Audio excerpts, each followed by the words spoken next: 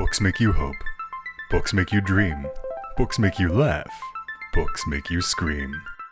This is the Books That Make You show, discussing books with authors and experts, unraveling the inner pages of all the books that help make us who we are. Hosted by Desiree Duffy. Welcome, everybody. It's time for the Books That Make You show. I am your host, Desiree Duffy, and today we're talking about books that make you enter a magical world with your children, where you can discover that playing is learning. What makes kids want to actually read? What kind of stories captivate them? In those so formative years, middle grade readers, usually between about 8 and 12 years old, what kinds of books should they read to not only have fun, but to learn as well? Well, our guest today is somebody who knows a thing or two about that. His name is James Handsome, which is actually a nom de plume for this Wisconsin native who became a teacher in Korea. And along the way, he wrote this amazing, captivating series of books called Fairy Nights. Now, it's based on a role-playing game that he and his wife created for their young son. Fairy Nights is ideal for creative adults who want to see their children in their lives explore and have fun and actually level up a little bit when they read. Hi, James. Welcome to the show. Hello, Desiree. I am happy to be here. I'm excited to have you because your books encapsulate so many things that I have loved as a parent, as a young role-playing gamer way back in the day, as a reader, as just everything. So because your books have this common theme of it's important for kids to have fun while they're learning, can you talk about that? Why do you feel that it's important for kids to have fun while they're reading and while they're learning? Oh, well, a kid who doesn't have fun doesn't retain anything. I know this from, God, how long have I been teaching? I know this from the last decade and a half of teaching here. And when kids don't have fun, nothing's registering. They're daydreaming. They're off in their own little world. So it's mandatory to entertain them if you want them to keep anything, retain anything. And plus, you just want the kids to have fun. This is one of the best times in their lives. They don't have the responsibilities that they're going to have to face later in life. Give them that fun. Let them enjoy themselves, right? Yeah. Well, and you say too that, a lot of times as adults, as parents, as teachers, we were like, oh, the kids are just goofing off. They're goofing off. They're not really learning anything. What do you have to say to parents or teachers or educators who are like, the kids are just goofing off? That's completely wrong. Students don't. The kids aren't just goofing off. When they're having fun and they're learning something, play is how they learn. Play is how they study. That is their job, right? There's a reason we send them to the playground and not to say the store to start checking stuff out, right?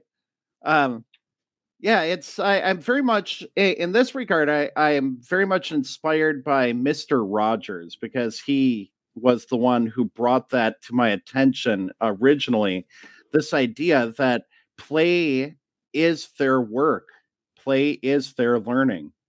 And we have to regard that. And when we want them to remember something, when we want to teach them a lesson, we need to give them that lesson wrapped up in this fun little bubble that they can play with.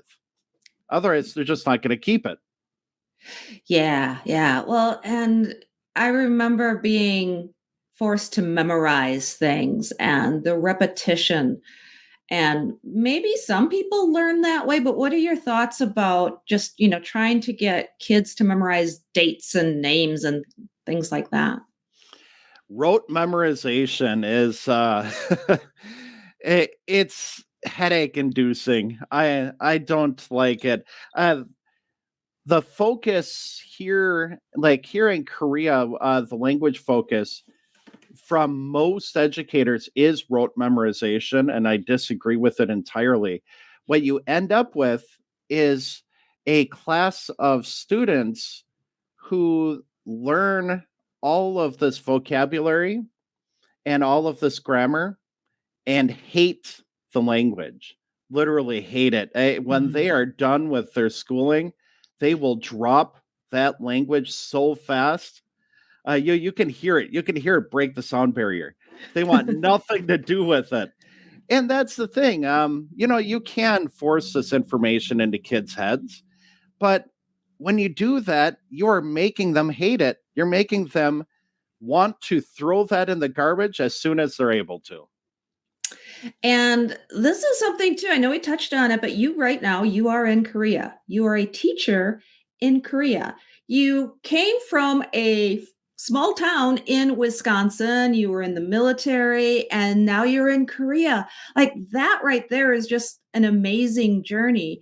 How do you feel, or what do you feel that you've brought with you from your early days and learning role playing games and playing games and stuff like that? How does that influence what you're teaching today? Oh, there's a well, the D&D part. I'll start with that one because yeah, playing role playing games is a huge net benefit to teaching. Um, it the creativity behind creating all of these things, the creativity behind making all these stories, all these adventures, allow you in the classroom to make games right on the spot that the students enjoy and that the students use to learn what they need to learn, right? Um, so that's the D&D aspect of it, is the game creation, because teaching K through 12 games are the way to go. And then I guess background wise, coming from the sticks in Wisconsin, it, it it gives a unique perspective and on very interesting true life stories that you can relate to students, that keep them wide-eyed and just open mouth and wonder, things that they never expected that anyone would live through, um like raising animals, Yeah. like raising chickens and pigs. That's something that none of them can relate to. They read about farmers in books. The farmers are almost like sorcerers to them. um Yeah. Yeah, so I hear you. I'm right there with you. I grew up on yeah. a farm myself, and I had a pony. It was like as I grew up, I realized, wait, everybody really doesn't have a pony. So you kind of bring that amazing perspective into the classroom as well, in your as to the books as well, and you even have character stat sheets, Yes. don't you? Yep, absolutely. Very much the D&D mainstay, right, is the character sheet. You have to have your Mhm. stats, your intelligence, and well, in the book here we have intelligence.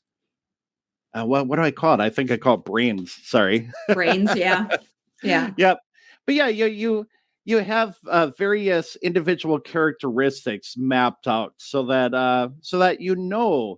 who can do what. It helps influence the game rules. And kind of funny, when I write the books, I'm never quite sure how an action is going to play out, because I do have in my computer, in my browser, I have a dice roller and I have my character sheets, and I know what the characters want to do, and I will roll that dice roller and use the game rolls that I have and see what happens. See if the characters are quite able to do what they want to do. That is so awesome. Okay. So, for all the gaming parents and teachers and educators who are out there, this book really does encapsulate that role playing type experience for readers, and even as you're creating the books, right? Yes. Yeah. So Um go ahead. Go ahead. I do have a question for you, but keep going. no, go with the question. I was just curious because you developed the Fairy Nights book series because you were actually playing a role playing game with your family. Can you tell us about that? Yeah. Okay. Well, with my son, I first introduced him to role playing after I bought like role-playing board game from the 90s. At it's it was a role-playing store in the US. We were visiting the US, and it was on sale, very cheap. I think like $10, something like that. And I bought it and we brought it home, and I decided, why not? Let's try it. So this was years and years ago, right? And he loved it. And that inspired me actually to try to make something that both he and my wife could play together. And then we could have a family night thing over the table. This time, no board, right? Just the imagination, and of course, character sheets to keep everyone honest. Um, and we tried it. That one night we sat down, and I gave them papers, and I said, okay, here are the various things you can do, the schools that the fairies go to, right? Um, Make your character. And they did. And my son, his character was named Chingu, which in Korean actually means friend. But there's more to it than that. In our family, he has a teddy sheep that he's had since, I think, 6 months old. A teddy sheep? Like a sheep? Yes. Yep. Okay. All right. Yeah, and this teddy sheep is his favorite thing ever. And he named that sheep Chingu because he was so young, and it was one of the first words he knew. So that sheep is Chingu, and so of course his character was Chingu, and his character Chingu in the book goes to Sheepy Elementary School. And one thing you notice in the books too is one thing he likes to do. He likes to change into a sheep with a rocket butt when he needs to go somewhere. Don't we all? Quickly, right? Mm-hmm. Yeah, there's this element to Chingu that's very much my son because of the way everything all started. Yep, that's the one. There it is. Yeah, he so of course his character was Chingu in there. And then my wife, her character was named Omabel. And that's because Oma in Korean means mother. And Bell because of course Tinkerbell, Omabel, right? Yeah. And it was very very unique and very interesting how they played together, because my son, being a 10-year-old, I think back then he was 9, and then Korean age is a bit older, so he would have been 10 Korean, and then anyways, Korean age and Western age different. But he was very impulsive, very much striding into conflict, doing goofy things, and that his personality was full throttle, regular old him, and it went straight into the book from the real way he played it. And it was great how my wife, Omabel, how she kind of reined him in. And so in the book, she's the responsible one who's trying to get him to stay on task, to stay focused, right? He's a creative one, she's a straight-laced one. And those two, the way they interplayed together, everything worked out so well. And even the mistakes and the reactions to mistakes. Mm-hmm. The headstrong hero marching in, messing things up because he's 10 years old. He just kind of wants to give up right away. Oh, I'm no good at this. It's broken, right? Mm-hmm. Mm-hmm. But then he has to face up against it. Omabel brings him back into line. We can do this. It takes time, but we can do this. Right. Yeah.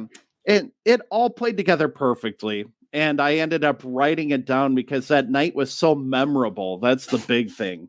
The series didn't start with me thinking, oh, I'm going to write a series. It all started with me just wanting to make sure I didn't forget that night. Oh, I love that. That is such a great origin story.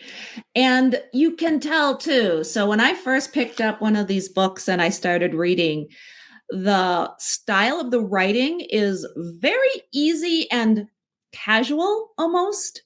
and just creative. I feel like, oh my God, I'm going off into all these different directions, but then you pull it together so eloquently. It's just so imaginative.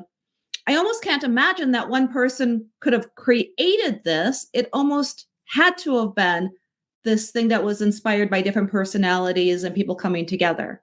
Does that make sense? Yeah, it absolutely is that, right? Because Yeah. it's not just me; it's the wife and the son for sure as well. And since then, whenever I add in NPCs, other characters into these books, Mhm. I often do draw on students of mine if they're Mhm. the kid types, or friends of mine if they're adult types, because it started organic, it's staying organic. I love it. I love it. Okay, so tell us a little bit more specifically then about Fairy Nights, because you got all of these things that influenced it from the gaming world, but then you also have a message, like a lesson in each book, right? Yes. Yep. Every book deals with an anxiety from childhood, something that my son faces up with. That's very important to me because since the second book, I've been creating them on my own and letting him read them when I finish. And I love to see his surprise and his reactions. He loves the books, and actually has been kind of grinding his teeth waiting for this fourth one to come out, which I love also. Let's talk about some of the lessons here. I mean, we have the second. Yeah. Yeah, we talked a bit about the first one. The first Hmm. book was about overcoming failure, This is the first one. Yep. and then the second book here, The King of Canterbury. Hmm. This one is about dealing with jealousy. Mm. Okay. Jealousy and perhaps rivalry as well. The biggest problem that we face in this one is that Chingu, which is the boy here, when the trio of them go to the Kingdom of Canterbury bathroom, which is a little leprechaun kingdom nestled in the bathroom of the Kingdom of Canterbury. Don't think too hard about it because it gets Got it. yeah, okay. Um, yeah, when that happens, one thing that Chingu notices is that Hamster Rick, wherever they go, Hamster Rick is the popular one. And he's a handsome hamster. I can't talk. He's a Hmm. handsome hamster with six-pack abs. People love him wherever he goes. Hmm. And Chingu, he really, now that he's one of the fairy knights and he's a hero, he really wants to take front and center, but the crowd isn't allowing for that. He's not the popular one. Hamster Rick is. And so he kind of has this moment where he feels like he's unloved and unwanted. He feels rejected and he wants to break off and do his own thing. He wants to find a way to be the most popular. And so this book deals with that, something that kids often deal with when they go into new situations and they aren't the center of attention. Oh yeah. Um, yeah, Yeah. absolutely. Well, at that age too, you're right. I mean, it could be a new brother or sister, or being in a family setting where all of a sudden there's other kids around, being in school, going to different classes in school, different teachers. So there's all sorts of circumstances where kids suddenly feel like, oh no, I'm not the center of attention anymore. And I think it's just magnificent that you address it like that in a way that kids can learn and understand. Oh, thank you. Yeah, it's something that definitely my son was feeling at various times. And his reaction wasn't quite healthy until we sat down and talked about it. Because what he was trying to do was be the class clown then. Mm. If you're not going to pay attention to me, I'm going to be disruptive. Hmm. Wasn't good for the teachers. It wasn't good for serious students. It wasn't good for any of the students. Let's be honest, right? Um, and yeah, I wanted to put that message in there and drive it home, and there it is. Yeah. And then the next one, the third one, this is about accepting yourself and Hmm. not hating yourself over aspects of who you are. Because in this one, I guess it's a bit hard to see, but Chingu gets divided into two different Chingus. One who Mhm. is a very serious student, and one who is just all goofs and games. Um, because there was that moments when my son was doing badly at school. He's gotten better. Actually, yesterday he was very excited. He came home with a A+ on his midterm exam. Well, whatever Nice. it's called in elementary school. I don't think it was called midterm, but anyway, it's his big test, right? Mhm. But he was struggling for a while there, and he really hated himself over it because he felt like his games and toys were ruining who he was as a person because he wasn't getting those A+. And this was one. The third book is one that he didn't know was coming. So it was my special message to him that he got to read as a surprise in the morning. Aw, Yep. I love that. Yeah. And yeah, he absolutely loved it and he took it to heart. I actually think it helped him with his test because this Yeah. was the A+ moment was yesterday. Yeah, And yeah, yeah. he got there. Oh, that's so great. Well, you're such a fabulous dad and teacher and role model being able to do that. I think that, parents, grandparents, aunties, uncles, again, teachers can, go to these books as a way to give kids those valuable lessons in a way that they can understand it too. That's what I love about it. It's it doesn't feel like it's psychology or anything like that. It's just good old fashioned practical advice wrapped around a story, wrapped in an allegory. Oh yeah, yeah. Thank you, and absolutely, you've got that 100%. I'm not pushing it down their throats. It's just the story, and they learn from watching how or watching and reading what the characters go through, remembering times that they've gone through it themselves, and Yeah, empathizing with the whole scenario. yeah. I remember a review on the first book. A bus driver picked up the book, um, just out of curiosity, I guess, because he said in the review he didn't have kids or grandkids, but he picked it up out of wanted to see what it was about, and he said reading it, the whole thing reminded him of the school society that exists in the school bus, the things Mm, you hear when you're driving. He mentions how Omabel and Chingu have a little bit of a tiff over who's the hero and who's the sidekick, and he talked about how yeah, the whole thing just felt real. mhm, mhm. Oh, I It love that. Yeah, it just felt like what kids really do and how kids really play, and I Yeah. loved that as well. That was high praise. I absolutely adore that review. It burned into my brain. Oh, I love that. I love that. Well, yeah, I mean, bus drivers too, especially school bus drivers specifically, are Yes. probably dealing with a lot of kids and those, little tiffs and spats and things that you have on the school bus. Um, Let's talk specifically about the fourth book now in the series is Tricks in Trees. Can you tell us about the message behind that one? Okay, yeah, that one, we're getting a little bit spooky now. Well, Mhm. Fairy Night spooky. Don't expect anything that that kids can't deal with. It's fun, Mhm. spooky. Um, but yeah, in this one, it's about not judging the book by the cover per se, or not. I'm trying to think of the word for it.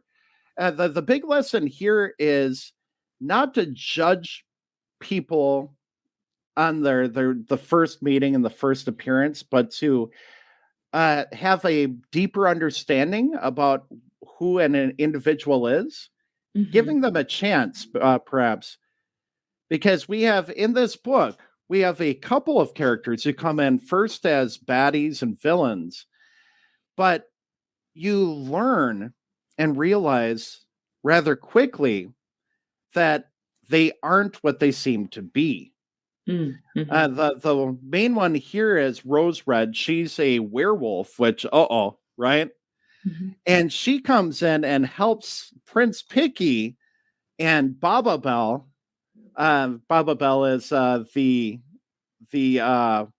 fairy witch, And Prince Picky is a changeling prince who makes his appearance in the second book, his initial appearance is second, and shows up in the third as well. So they're both recurring villains. But yeah, this time they bring in Rose Red, and because they need the help, and she banishes the fairy village to the land of Halloween, which is pretty bad, right? Right. But the fairy knights figure out that she isn't doing this out of malice. She's doing it out of requirement. And they make this realization that sometimes things aren't what they seem and that people aren't what they seem. Mm-hmm. And it actually happens twice in the book, but I don't want to give up the second one because they realize that Rose Red is good and she actually comes back to help them. Yeah. And then they realize that another character who seems very good at first is actually quite bad. Whoa. Yes. Well, and that's good storytelling. That's good character development as well as life lessons. Because let's face it, every villain, every good villain in every story is the hero in their own mind, because usually what they're doing is motivated by their desire to do something that they feel has a benefit or is good. Even look at Thanos. Thanos wanted to get rid of half of the population of the universe for a good reason in his own mind, right? Yeah, definitely. Yes, I agree with that. Yeah. And so that's the lesson there. And we get to have some fun with, dancing zombies and I love that. Who doesn't love dancing zombies, right? Yep, and Dr. Acula. Mm-hmm. Yeah. Nice, very nice. Yeah, we get to play with a lot of the little monsters of Halloween, and that was a lot of fun. I say we because my illustrator Warwick, he loves to read the stuff when I write it, and then give me his feedback and different aspects. He's one of the biggest fans of the series. Oh, I can imagine, because I'm just pulling up just random illustrations here that are in the books. Warwick. And tell us a little bit about how you guys met, because that's a great story too. He is just absolutely, I don't know if the camera is catching some of these as well as they should. But he's amazing, isn't he? Yeah, he absolutely is. Yeah, Warwick, he actually he lives here in Korea, and he's a professor of early childhood development. So he's in the right zone for childhood development anyways.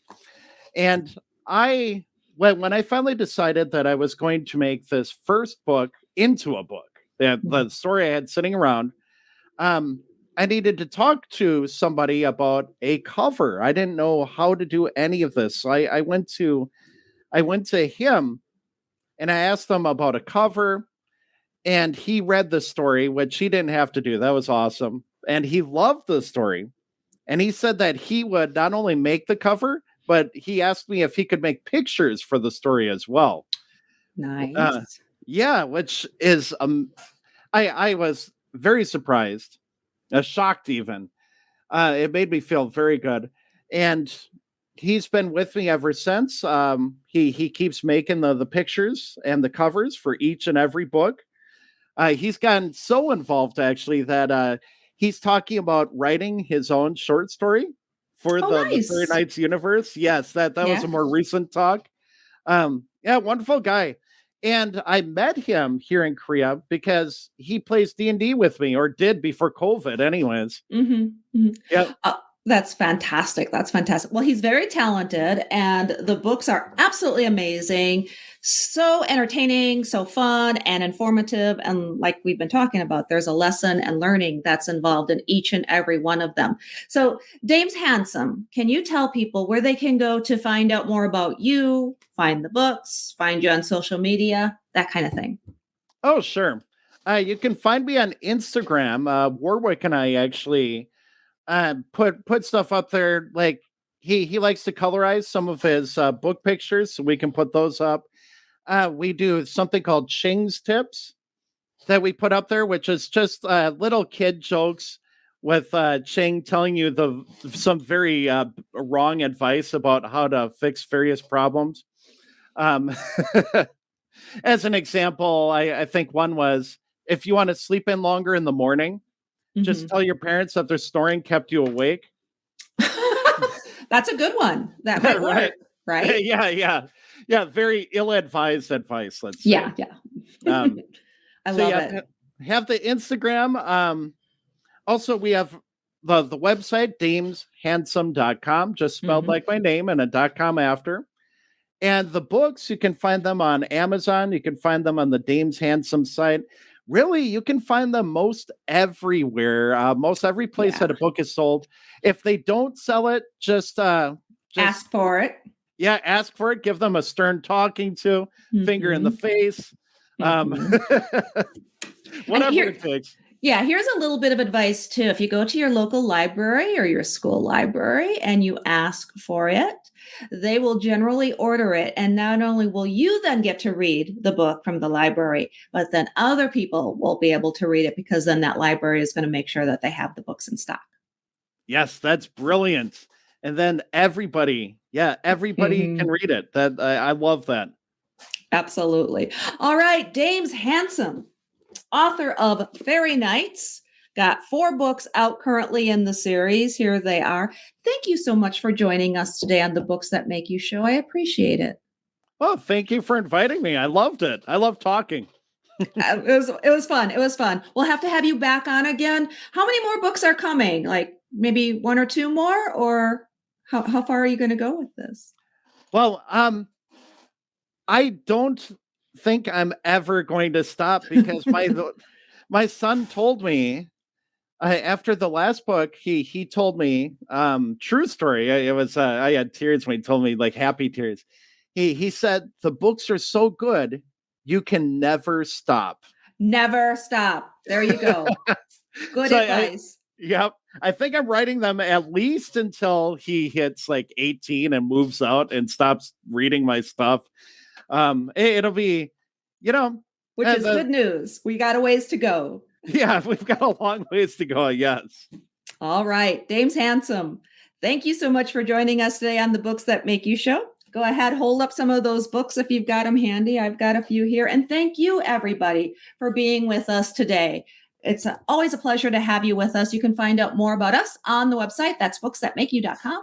We're also on Facebook, Instagram, YouTube, of course. Do ring the bell to subscribe, as well as TikTok, so you can find us there as well. Until next time, all of my bibliophile friends, please enjoy all of the books that make you exactly who you are. The executive producer for Books That Make You is Desiree Duffy. Produced and sound mastered by Phil Giangrande. Engineering by Dave Nabox. Social media and promotion by Bree Sweeter. For more, visit booksthatmakeyou.com.